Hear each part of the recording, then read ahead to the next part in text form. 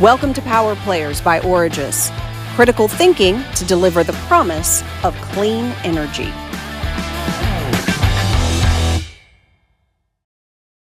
Good morning and welcome to another episode of Power Players. I'm your host today, Michael Eyman, and we have with us today Carol Stark.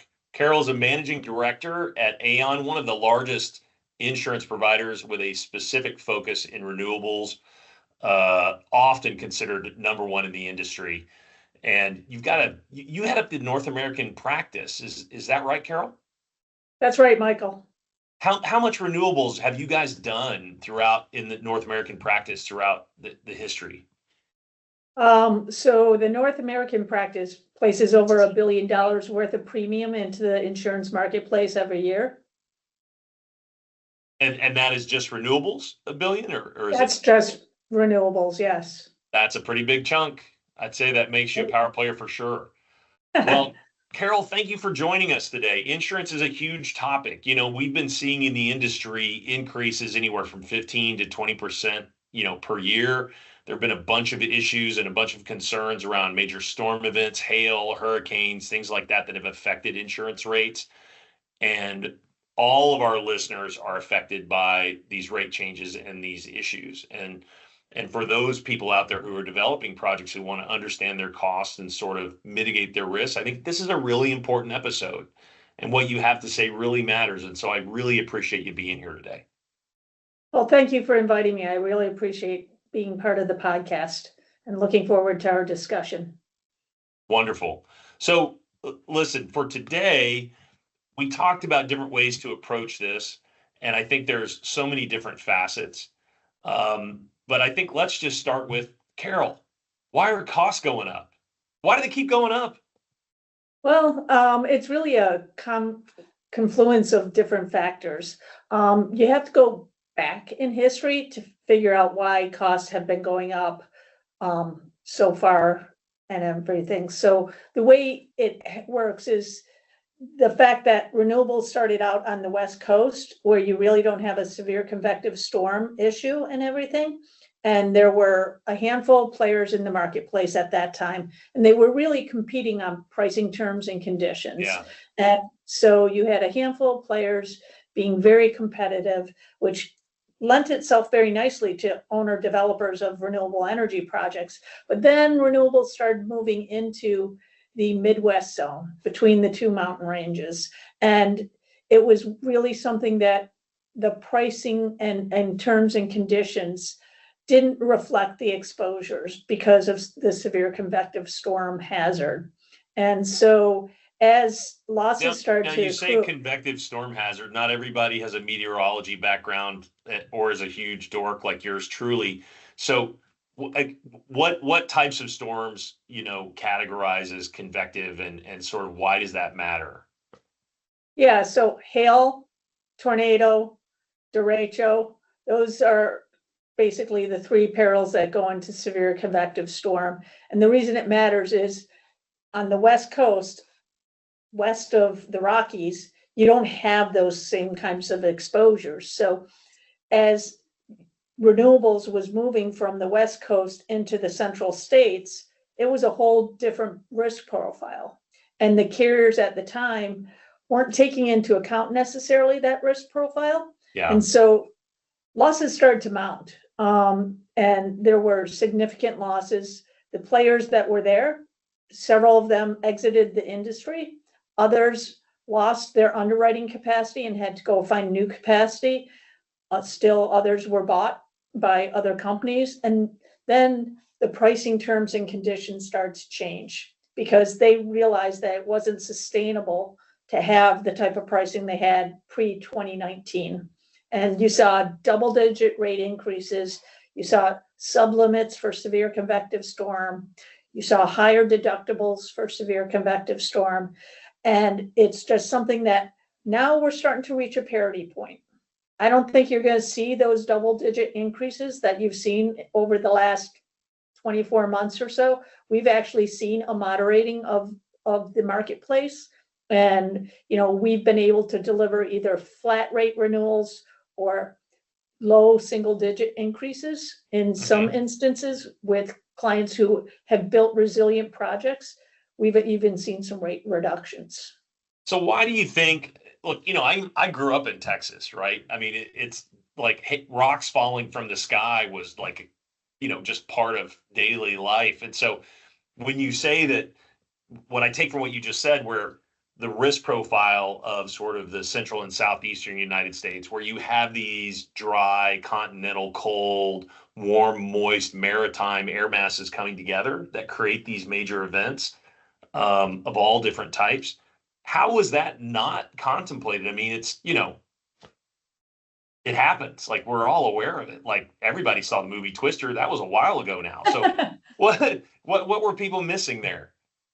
Yeah, I think what was missing is projects were being built in locations that weren't heavily populated. So there wasn't a lot of data around hail or tornado events that got factored into the industry models. And so as things were being built in, let's just say West Texas, you didn't have a huge population where homes were being impacted, businesses were being impacted, et cetera. And so nobody really recorded that data. And that's where the disconnect formed, is the models weren't accurately reflecting the exposure. And so pricing was not where the carriers needed it to be. And the terms weren't necessarily where the carriers needed it to be. So as losses started to mount, they start to refine their appetite. Now, Aon is working on a severe convective storm modeling model, and we have industry experts as well as academia working with us on that modeling. And it can better evaluate the exposure, because what has happened with the industry models is they haven't taken into account the fact that the models right now say it's a metal building not otherwise classified, which really isn't really fit for purpose for the renewables industry, especially solar. Yeah. We should have been looking at crop losses. We should have been looking at dealership losses. We should have been looking at roofing losses. And that would have given much more data and much more robust information around the modeling.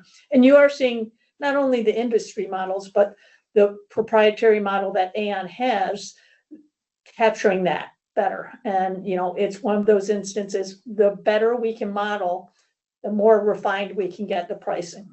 Well, feel free to call me. I love talking about the weather. People get sick of talking to me about it. They're like, shut up, Mike. We know the weather. But, what I get out of this is that, there are factors that we need to think about when we put a site in, which affect its cost from an insurance perspective. Let's call it siting, like how we site and position a location. And I think, when we talked about this prior to, it really came down to kind of geology, geography, and then what's the prevalent meteorology of that area. So let's just take those one at a time. Like, what kind of things do people need to think about from a geology perspective that can affect their insurance costs? Yeah, I think the important thing is to know the soil conditions and whether or not the soil conditions are fit for purpose for the project itself. They also need to understand where potential flood plains lie, because even the models around flood are being modified because it's one of those instances with climate change. Yeah. The flood profile is changing significantly. So it's a lot of different factors that you take in from a geology standpoint. And what we often do in the pre-development phase of the project is work with our clients. If they have a geographic location that they're going to say, we're going to work with them to say, okay, let's move the project, or at least the substation, 30 feet to the left, or, a half a mile north or something, to avoid those kinds of issues. And that makes a significant impact in the pricing terms and conditions, because if you can structure your project such that you're not in those NatCat or zones, it's going to make a big difference in your terms and conditions. How do you guys, look at the geology, given that it's so localized in effect? And what I mean by that is, most of the areas that solar and renewables are going in today are areas where the soil has been disturbed for other previous use, whether they've been farming or ranching, whether they've cleared it, whether the terrain has been changed. Your runoff profiles and all of that other stuff shift around. Solar doesn't penetrate that deeply into the ground. So your sort of subsurface layers aren't important. It's really your surface geology. So is that something that needs to be looked at each time? Do you guys broadly understand that across regions and can provide guidance, or is that something you have to work with your owners and do some testing on? Yeah, we work with our owners. Many of our property brokers are engineers by training, but they don't have the exact science that a lot of your technical advisors will provide you. And what we do is take your technical advisors' reports and overlay it with our risk engineering capabilities to say, okay, here's how we're viewing the soil geography and stability, and here's how that's going to impact your project. And these are the questions that the underwriters are going to have for you. And we just pull out all that information ahead of time to tell your story, because it's really getting the underwriters comfortable with what you've done from a protection standpoint. To the extent the soil isn't as stable, are you going a little bit deeper? Yeah. What mitigation methods do you have in play to avoid any sort of subsidence or other issues? Are there specific, so beyond like the local soil level, stepping back a little bit, are there specific geographies or geographic features that they should look to or avoid in siting that have major issues? Well, everybody knows about West Texas, right? Do they? I mean, I do. I grew up here, but it's where the sunshine, it's where the land is plentiful, but it's where a lot of severe convective storm occurs. And so we're not going to tell a client, don't build there. We're going to talk to them about how to make your project more resilient, because the more resilience you build into your project, the better you will be equipped for a potential loss. And we have case studies whereby if we have one solar farm that's a little bit older that doesn't have trackers, and we have another that has trackers, a robust vegetation management plan, and they test their trackers on a regular basis, the pricing differential between those two solar farms in basically the same area, 33% rate reduction. Wow. Yeah. So working with you guys early on, before making equipment selections, once you lock in on a site, which is really in the early development phase, could really benefit the cost long term. I try and tell our clients and those that we're trying to get as clients, where we add the most value is in the pre-development phase. And during the pre-development of the project, we can explain to you about siting and what the underwriters are concerned with. We can talk to you about resilience measures that will make a measurable difference in your risk profile. We can talk to you about, we've talked a lot about the property aspects, but the liability aspects are just as good. Is this geography, is this county known for being very litigious? What are the rights to seek indemnity from a counterparty? Because some states have very strong anti-indemnity laws and other states are a little more liberal and everything. And you have to go in eyes wide open, because you may have the best contract in place, but if that state has very robust anti-indemnity laws, you're not going to be able to collect what you think you are. So we talk through the property issues, the casualty issues, the environmental issues, and we let our insureds make better informed decisions about how they build their projects. And that's where I believe we add the greatest value, and where insureds can really make a big impact on their overall financial return. Well, so look, geology, geography, let's talk about meteorology. Like, what do people need to be thinking about when they're citing these? Because there's definitely, predominant weather patterns. We're seeing some shifts. It really, particularly in coastal areas in the Southeast and South Central United States, when you're talking about major name storms, which have a whole other sort of risk profile and insurance profile. So what about, how do they need to look at the meteorology of a location from an insurance Well, perspective? they not only need to look at what are the current meteorological conditions, they need to look at what the future meteorological conditions are going to be, because this project is being built to last 20 to 30 years, right? And so if your project is going to be built 20 to 30 years, you need to understand how climate change is going to impact your risk profile. Because if you had asked probably 8 to 10 years ago, are the Carolinas cat prone? You would have been told no. And by cat, I mean hurricane, severe flooding, etc. You would have said no, they're pretty bland geographies and everything like that. They have their risks and everything like that.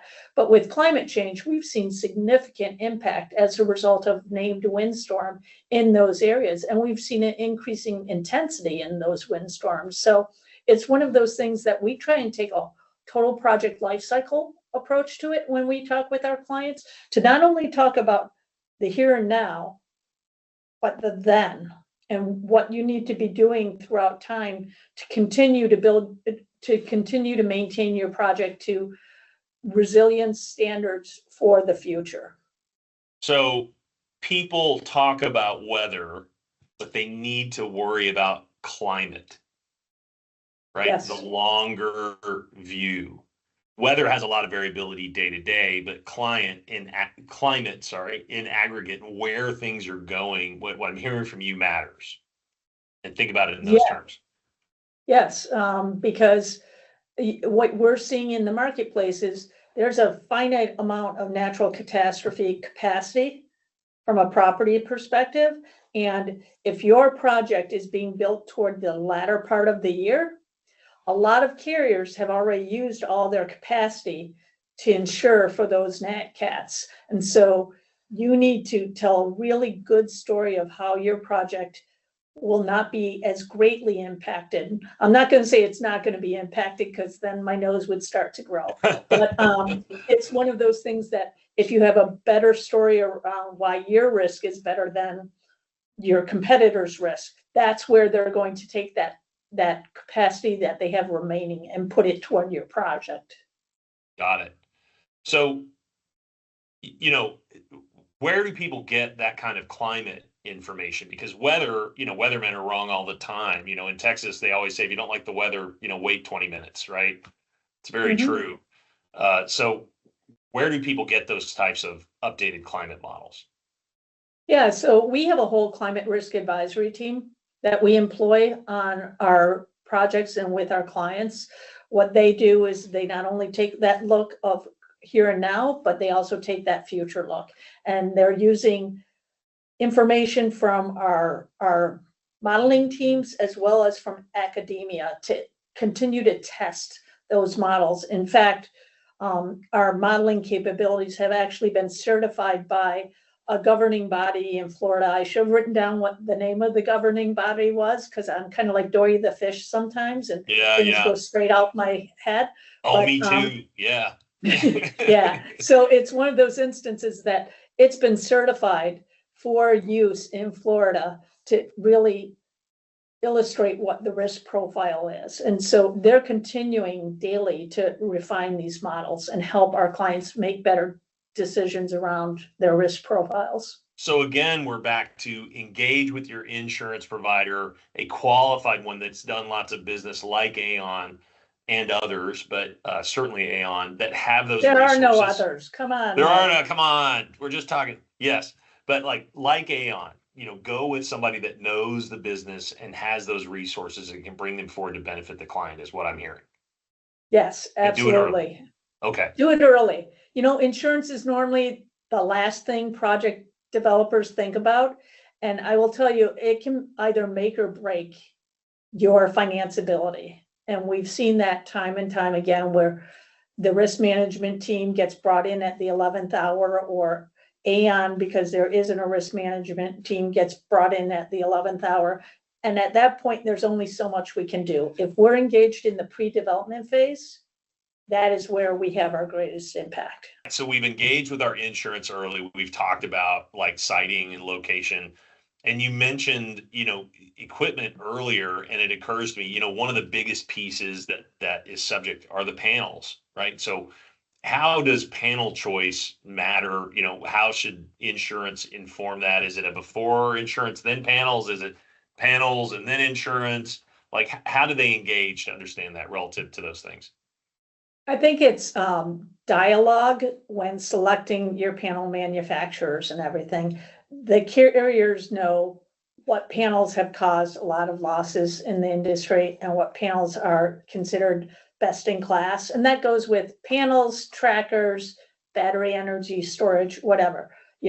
There are good manufacturers, and then there are ones that the carriers will still write, but at a much higher cost. And the things you should think about with your panels are, has there been a history of micro cracking? How quickly can you get backups if there is a loss event? But most importantly, the thickness of the glass. And, it's one of those instances. I was talking with a risk manager a couple years ago, and I was telling her that the difference between a 2 millimeter panel and a 4 millimeter panel has a significant pricing difference from the carriers. And again, I told you about that 33% reduction in rate for the tractors. We've seen similar types of reductions in rate around thickness of panels. And she told me, Carol, if I go to my project team and tell them you need to have thicker panels on your solar farm, that's going to increase their cost to a point where it'll make it no longer financially viable for us. And I told her that when I was a kid, there was this commercial where there was this grizzled old car mechanic, and it was a commercial for doing oil changes on a regular basis. And his tagline was, "You can pay me now, or you can pay me later." I remember that commercial. Yes. Yeah, I know that Yeah. one. Yeah. And so we're showing our age at this point in time, Mike. I know. But the point of the story is, by just making incremental changes to how you service your auto, it would make a long-term impact. The same holds true with panel resiliency and investing in a more robust panel. Because if you can demonstrate, and we can demonstrate, that the losses around a 4 millimeter panel and the pricing around a 4 millimeter panel over the course of 20 to 30 years, you take the present value of that savings, and it probably offsets your financial costs of going with the thicker panel. So I'm sorry about that. Go ahead, finish up. Again, we just preach resiliency. Yeah. And what about the size of the panel? Like, some of the panels are getting pretty big. I mean, they're going from solar panels to sails. And the torsional effects from wind and things like that are much greater on those sizes. The thickness of the glass and the rigidity has to be, sort of backstopped and improved when you go to these larger sizes. Are you guys seeing greater risk with bigger panels, or is that not the case statistically? I'm not sure we're seeing bigger risks. Where it comes in is, what are they doing to secure those panels? Yeah. And make them less wind resilient, because like you said, the bigger they are, the more wind prone they are and everything like that. So it's an instance whereby we want to know how are the fasteners adapting to make sure that those panels don't sail away in a wind event. You and I have talked about the fact that there's a conundrum. If there's a severe convective storm coming, do you stow where it's more wind prone, or do you not stow? And, that's the age old question. I think it's really dependent on what the likely scenario is. Is the wind going to be stronger than the hail? And, what's the thickness of your panel? But more times than not, we would probably say to stow, because then your racking system should be able to withstand the wind conditions that you forecasted. I absolutely agree with you from an operational perspective. Stow early and just sort of play the odds there. But inherently we just went from panels to like how they're connected. So let's talk tracking and racking. How do they need to be approaching that choice? And do they engage with, again, is it an early engagement with insurance? Do you guys have a view? Do you have resources? Like how should developers, owners look at tracking and racking? Again, by engaging us early, we can talk about what insurance carriers think of certain manufacturers and what they think of other manufacturers. We're not going to name them by name or anything, but there are some instances whereby that makes a measurable difference in the cost of the insurance. What they also want to know is, how you're going to be regularly checking on the tracking and racking, for wear and tear, for different types of incidents after a storm event.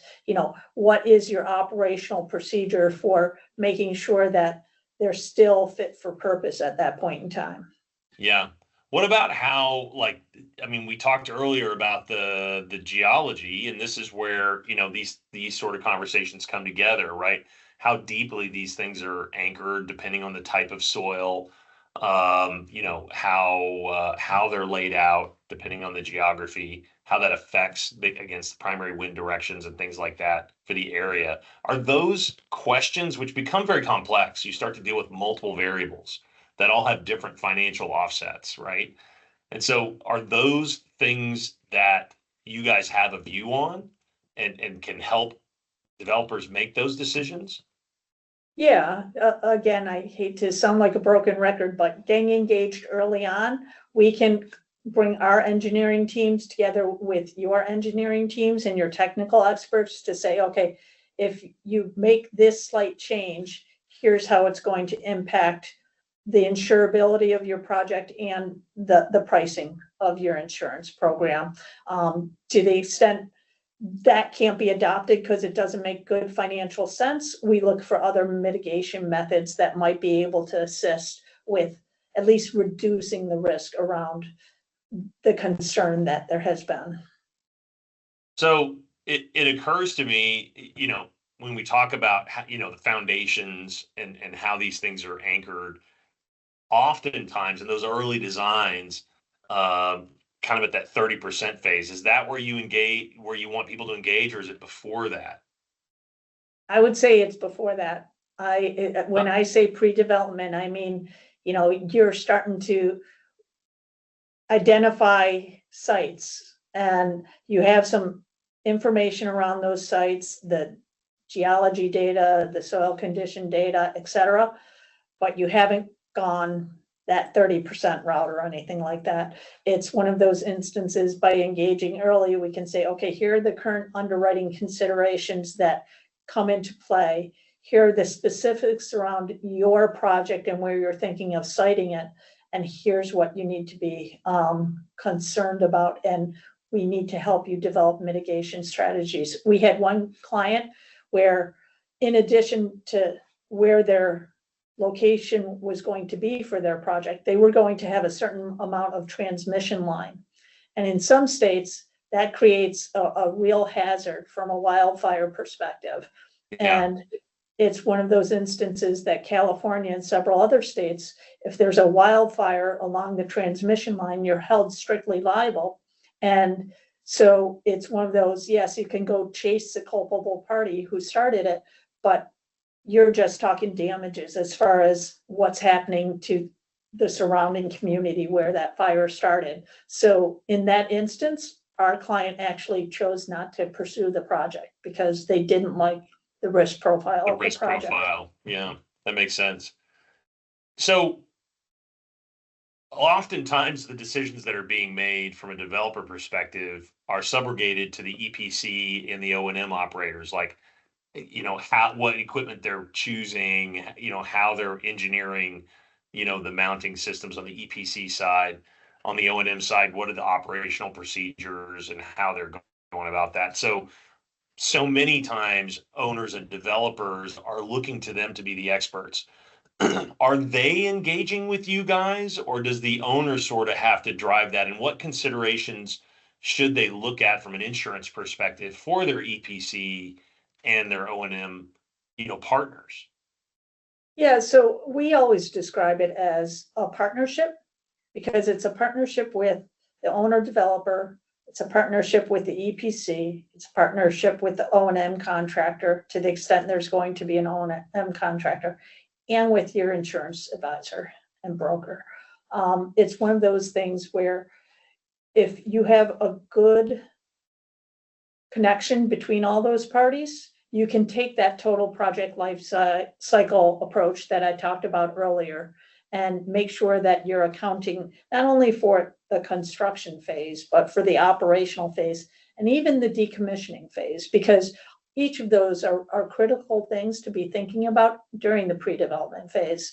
So when we talk with our owner developer partners, we also talk about tier 1 EPCs, tier 2 EPCs, tier 3.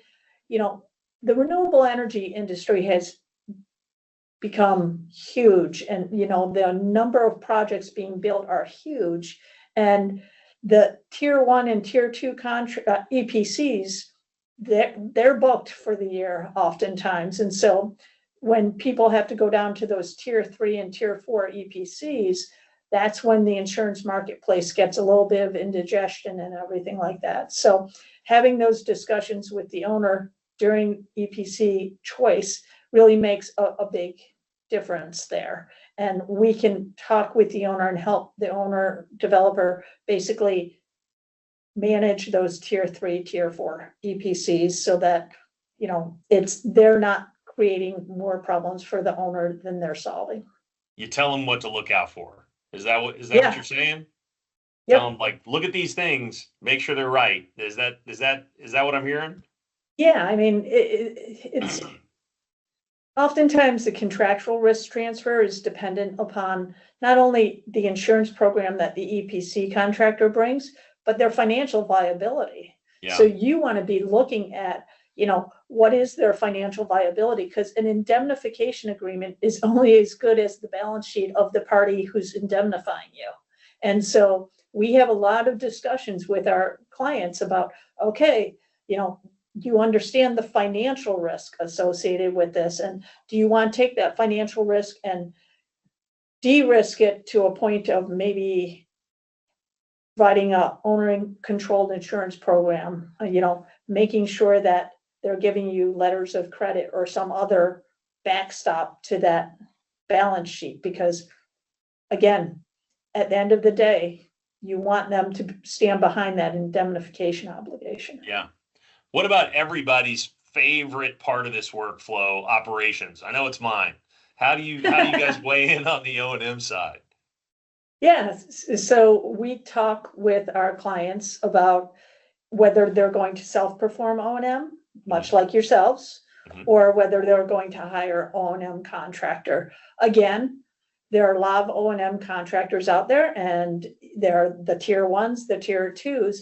It's about how you're managing those O&M contractors and what standards you're holding them to, because really you're the one in control here of your project, and to delegate the responsibility 100% to that O&M contractor, you're at the mercy of their business practices and everything. And, I heard about a hail loss where the O&M contractor basically had a stowing procedure, but the tech walked away from his computer and his computer shut down. You know how it goes to sleep after a certain amount of time?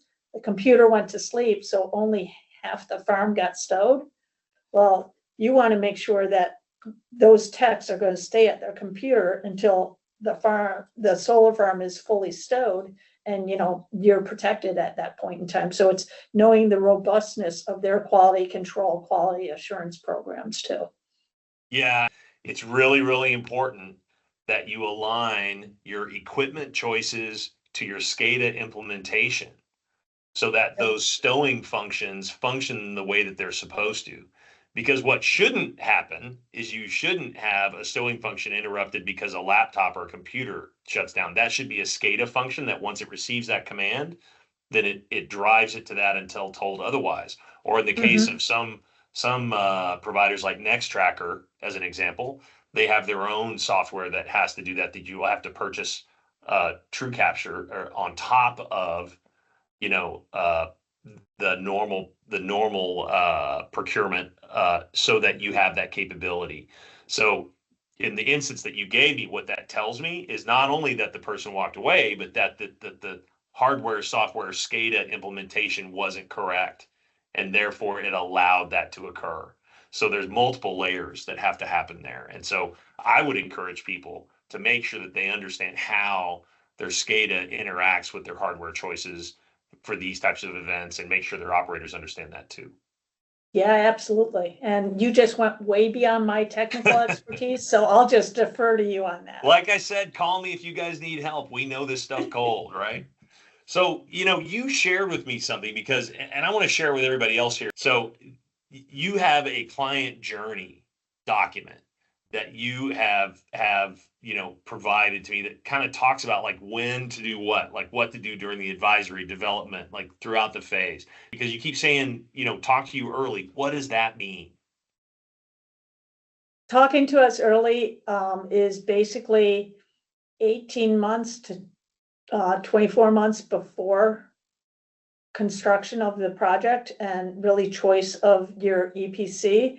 And that those first three steps that you see there on the screen, the advisory, the development, and the marketing strategy, are really where we differentiate ourselves in the marketplace. We want to go beyond being a transactional broker, and we want to be a trusted risk advisor. And what that means to us is that we help you de-risk your project. And that's what those first three steps are about. It's going through how we talked about the siting conditions, how we talked about the equipment choices, how we've talked about the contractors and your counterparties, how we've talked about the contractual risk transfer, how we've talked about analyzing the financial viability of your counterparties. But most importantly, you'll see in that second circle under development, engagement with the lender's insurance advisors. I'm sure you have experience, but the lender's insurance advisors really can make or break a project too. And by engaging us early, we can help tell your story to those lenders insurance advisors. We can explain the rationale behind why you're buying the limits that you're buying and why those limits are fit for purpose. And we will give them information that will support our choices and your choices around limits, terms, and conditions to make them feel more at ease. Because the one conversation I have on a regular basis with lenders insurance advisors is you're being engaged to help de-risk the balance sheet of the party with whom the lender is engaging. And by making the owner developer buy more insurance than is necessary for the project, you're actually creating more stress on the balance sheet than if you were following what is good and reasonable, prudent insurance. And so let's take that risk off the balance sheet and let's do it in an informed way without, oh, well, I did this other project and this is the limits they bought, so this is what I'm going to impose on you. We have found that when you start partnering with the lenders insurance advisors, they're more than open to have those discussions. But unless you're involved in that pre-development phase and have all the data at your fingertips, the conversation is a little one-sided. Well, and you say pre-development phase. Let's define that a little bit. I couldn't help but notice, number 4 and number 5. Number 4 being insurance placement, where you talk about the need to do that, and then number 5 is market negotiation. I translate that to mean whether you have a busbar PPA, a VPPA, a hedge, whether you're doing a merchant, before you finalize your commercial, sort of terms with off-takers or whatever your structure defines, you want to engage with your insurance to understand what those costs are and what those risks are before that, right? So it's not, and then you get around to financial close sometime later, NTP, whatever that is, notice to proceed before construction. So really, before you enter into your commercial agreements, you really need to have that insurance conversation about that location and about that projected site that you're offering into that market. Is that an accurate way to read this? Kind of. Market negotiations from an insurance broker's standpoint is the insurance carriers having those discussions with the insurance carriers. But if we take everything you just said to the number one and number two, that's where those discussions occur. And that's the pre-development phase that I'm always talking about. 1 through 3 are pre-development activities. 4 through 6 is the insurance transaction process. 7 through 9 is the remainder of the project life cycle, and making sure that your risk profile, your insurance programs, and your risk mitigation strategies remain fit for purpose throughout the entirety of your project. I love this client journey document that you've given me, and I think it's something, frankly, I'm going to take this and push it upstream to our own guys. And for the other folks, developers or other folks that want to look at this, is this something that Aon provides? Because it goes all the way from advisory, through, insurance placement, financial close, construction, and then even, like, as you said earlier, to decommissioning. Like, what do you need to think about 30 years down the line, right? Yeah. And so is this document only something that's provided to Aon customers? Is there, if people want to understand this, is this a resource that they can get access to through Aon? Is there some link? Who do they talk to? I would suggest they give me a call, reach out to me. I don't know that it's on our external website. I do know that it's in materials we provide to prospects and clients. So I'm happy to share it. It's just that, much like our discussion just then about you focusing on market negotiations, for me, that means insurance markets. For you, it meant your counterparties and everything like that. So to just provide this blindly, I'm not sure it would be fully understood. So for them to fully get what's on this page, they're gonna need some Carol on top. Is that what I'm hearing? That's right? what you're hearing. All right. Can you give them like, what's your email address? What's the contact they should use? Because I have to say, this is a really comprehensive document. Where people use Aon or not, this is interesting. Yep. How would they reach out to you? So my email is carol.stark, as in Tony Stark, at aon.com. Carol.stark@aon.com. I get that right? So look, final thoughts. We've been talking insurance for a while, probably longer than most people ever talk about insurance, except people who do insurance. So what is a final thought you want to leave everybody with? My final thought is, think of your insurance broker not merely as a transactional party, but as someone who can help you throughout the life cycle of your project, de-risk that project and make informed decisions, because the better informed decisions you can make, the better financial outcome you'll achieve. So reach out early, get the information, and drive your own outcomes rather than being at the mercy of the market when you reach out after the fact. Yep. All right. Exactly. I'm hired. Sweet. I got a career after this. That's always good to know. Look, I think that's good advice for insurance, broadly, whether it's in renewables or any place else. And I think it makes a ton of sense. And I also think it's exactly the opposite of what the vast majority of us actually do. So that is really valuable insight, Carol. Thank you so much. When they brought up this, like, hey, let's do a Power Players on insurance, I was like, okay, but that's the reaction most people have, Michael. Right? Yeah. But like, this is critical. This really, really matters. You are indeed a power player, Carol. Thank you so much for joining us today and telling us, and our listeners what they need to know and how to engage with the insurance industry. And goodness gracious, thank you so much for joining us on Power Players. Thank you, Michael. I really appreciate it. Find more information on this topic and more insights on clean energy at origisenergy.com.